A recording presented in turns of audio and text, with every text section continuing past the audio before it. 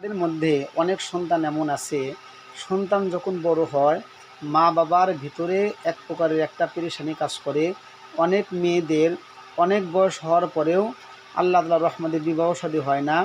যেই সমস্ত আল্লাহ তাআলার বান্দা বান্দিদের বিবাহ শাদী হয় না, আমরা যদি এই আমলটা করতে পারি, সূরা তহা আয়াত নাম্বার 131 এবং 132, ওয়ালা তামুদ্দান্না আইনাইকা ইলা মা মাত্তা'না বিহি আজওয়াজাম মিনহুম যাহরাতাল হায়াতিদ দুনিয়া লিনাফতিনাহুম ফীহি ওয়া রিজকু রাব্বিকা খায়রুন ওয়া আবকা ওয়া'মুর আহলাকা বিস-সালাতি ওয়াসতাবির আলাইহা লা নাসআলুকা রিজকা নাহনু নারযুকুক ওয়াল আকিবাতু লিত-তাকওয়া।